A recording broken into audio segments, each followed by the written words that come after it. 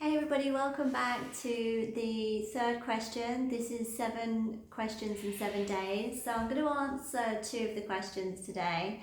And we're in the sunroom, which is a little bit brighter. So I just want to say thanks for appreciating the comments that you've put so far on the videos. And I really wanted to do these tutorials just to really get you moving on from foundational level onto intermediate level. Okay, so we're going to go through 2 questions, one from Gillian, and she wanted to know about the thread keeps twisting in her palm and it keeps twisting back on itself, and sometimes it keeps breaking. So we're going to have a look at that in a bit more detail. And the second question is from Catherine, which is about how to use the 2-cut satin finish beads and do a nice box, but not a box going this way, just lines, okay, and how to keep that consistent. All right, so I'm going to go through those 2 questions today, and I'll also do a couple of recaps as well.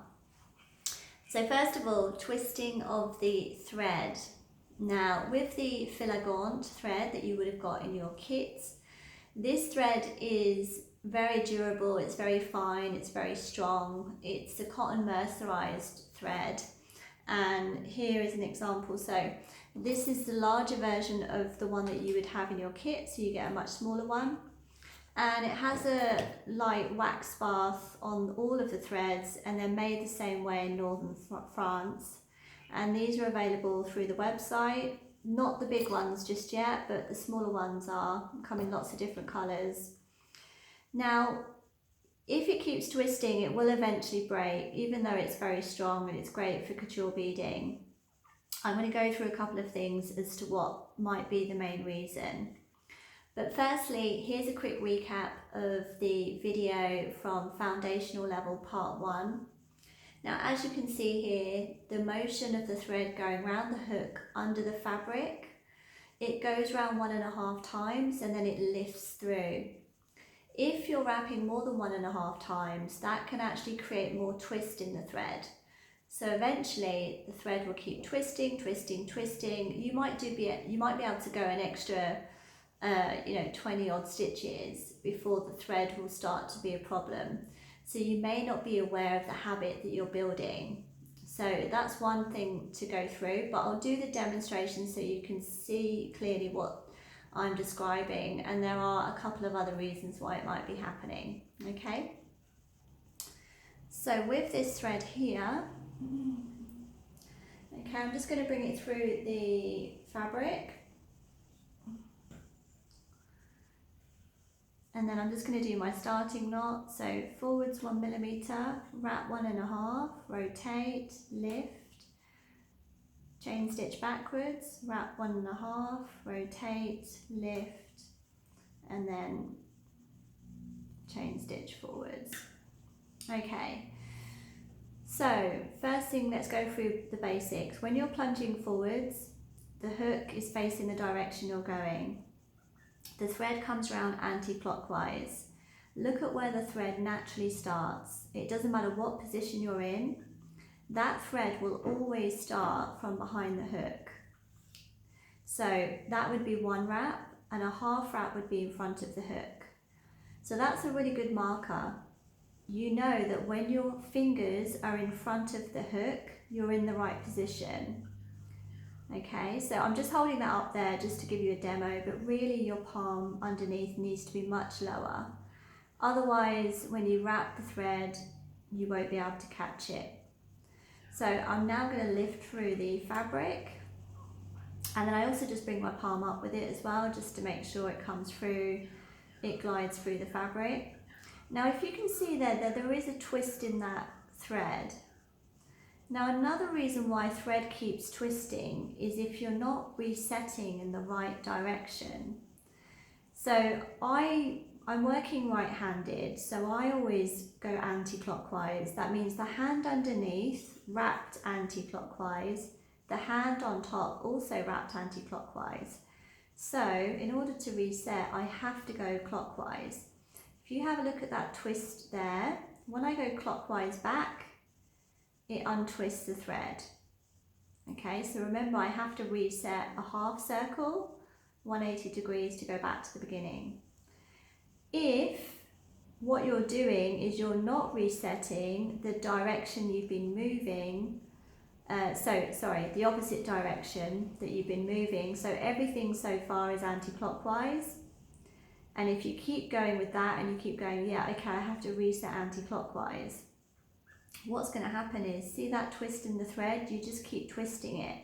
So when I do my next stitch, it's just creating more twist, and if I keep twisting, eventually that thread is going to break. Okay, so if I keep twisting anti-clockwise, not only that, you can see that the twist doesn't quite work, the thread doesn't look right. So another clear point is that when you reset, make sure you reset in the opposite direction that you've been going in. So from here, I have to reset going clockwise back, and that stops that thread from twisting. Because the thing is, you can probably do 20 more stitches and it'd be absolutely fine and not be aware, because it's coming through the fabric, you're not really aware of what habit you're forming. So remember, if you're going anti-clockwise with the top hand and the bottom hand, the reset motion has to be the opposite direction. So when you reset, you're going to go clockwise back. Okay, so that was one key point. The second key point is, let me just do some chain stitches here.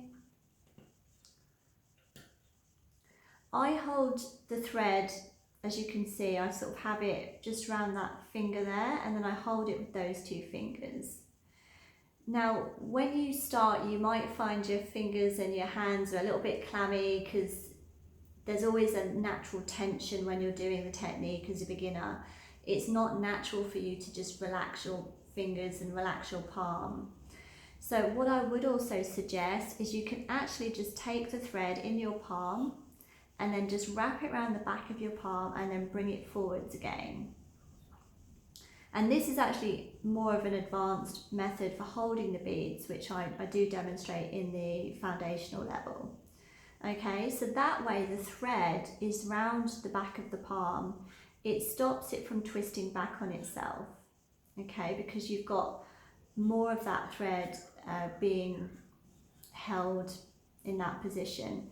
If you're holding it here with two fingers and for some reason you're not sure why it keeps twisting, you're going to find that all that thread keeps twisting up below and you'll really struggle. Okay, so I hope that helps. So key things are, make sure you do 180 degree rotation. Make sure that when you're resetting, you have to reset in the opposite direction. And the final thing is, if you're struggling with your palm, with the thread twisting, wrap it around your palm just to stretch out that thread to prevent it from twisting back on itself. Okay, next question, Catherine. So what we're going to do, let's just take that thread out there. So first of all, I've just drawn a 3x3 square, and the beads that I'm going to be using are the Blueberry 2-cut satin finish beads, and I do really love these particular style beads. I think that you get a real nice refraction of light going on, and they're not too full on, they're quite subtle, but they've got a really nice feel to them. Okay, so that is what you call a hank when it comes like this. And so I've just separated one of the strands here. So first thing we need to do is obviously transfer those onto our thread. And the best way to do that is just going to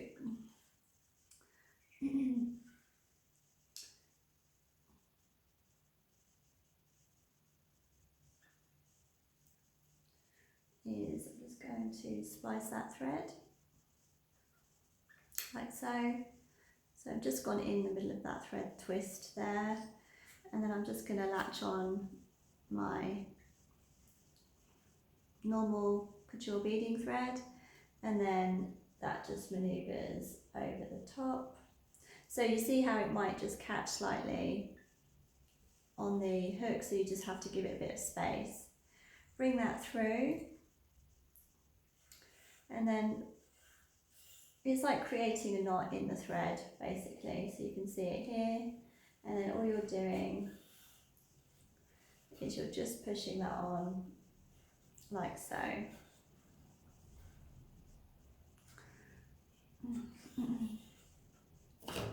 Make sure some of the thread is, you've got quite a lot of the thread off the cotton reels just so that you can do the transfer. I do suggest that when you transfer the beads, make sure you're on the table as well, or on your frame, okay? So I'm just going to do a few lines on this square, so let's just transfer those, and then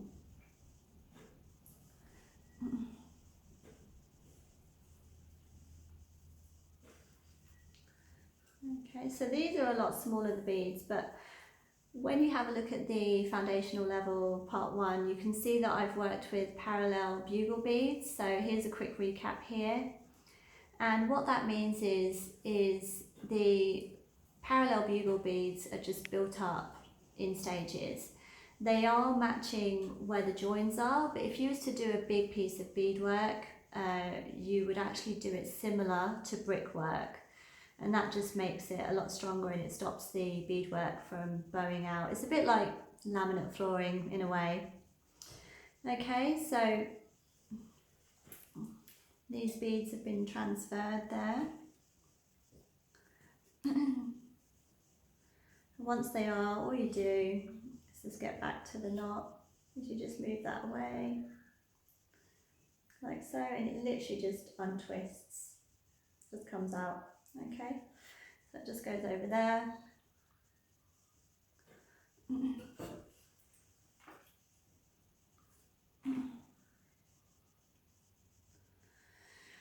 So we're going to do this virtually the same way as the parallel bugle beads.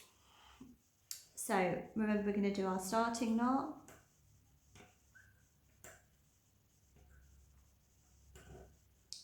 Just hold that in position.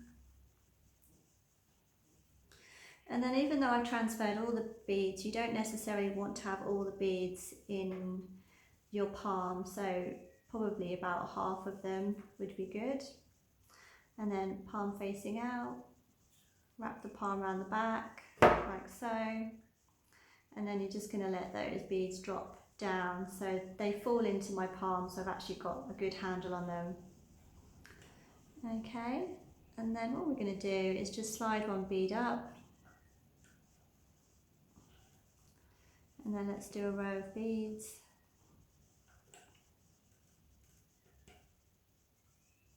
So I'm actually individually putting these beads on. You can choose to push more than one bead up at the same time.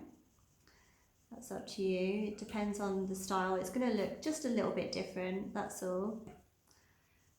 So I'm just separating the bead, so I'll just do it a bit slower. So I'm plunging, separate the bead from underneath, push it up from underneath, catch it round the front. As soon as that bead goes round the front, you can let go of the bead. Bring it all the way around. Remember, my thread, if it's wrapped 1.5, it's going to sit in front of the hook. That's my marker.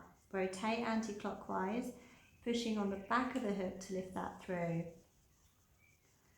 Okay, so plunge, lift, wrap, rotate,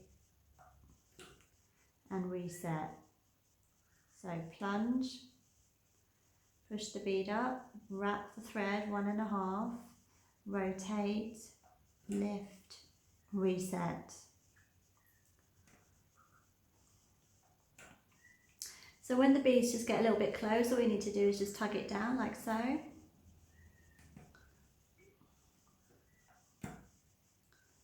And then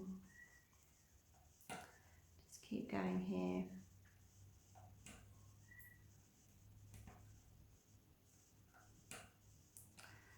Okay, so that bead, if I put that bead on, it goes just slightly over the line, so just be aware of that. You can make it short, and then this line, don't forget, was applied with the friction pen, and these just come out with steam, which is so easy. So that's just something to work with. But we're going to add an extra one just to go over that line. because once you've got that line in, you just follow that line for the next one. So from this position here, I need to rotate the hook to go forwards to do a small chain stitch to get me onto the next row. So from there, I'm going to rotate clockwise, and I'm just going to do a very small stitch, which is about half the width of the bead in that position. So not the length, the long position like that. It's actually the position, the width of the bead in the shortest position, if that makes sense. I'm just holding it up there, through there, if you can see it. So literally that stitch needs to just be a couple of millimeters. Okay, so let me just pick that through, or just pick up that loop. Okay, so just a small chain stitch forwards. So all you're doing is you're just doing a right angle change. So normal chain stitch. Remember, I have to reset going clockwise, and then I'm going to place my hook in the direction I'm going. And I want to do it to the same length, ideally, as the previous stitch. So plunge, bead goes up from behind the hook, catch the thread round, wrap, rotate, lift, and that just sinks into the right position there. Plunge, push the bead up, wrap 1.5, rotate and lift. It will look weird when you're going in a different direction. So now I'm going from left to right. And all you're doing is you're just following that line across there.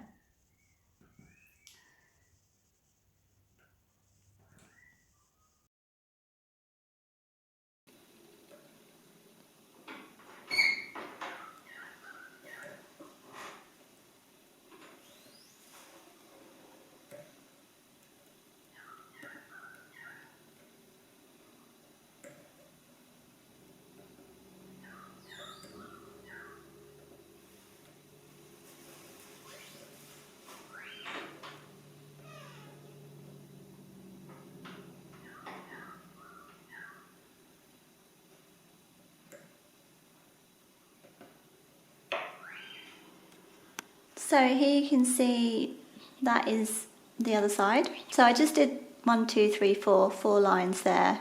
Okay, so I went across here, up, across, up, across, up. So I hope that helps.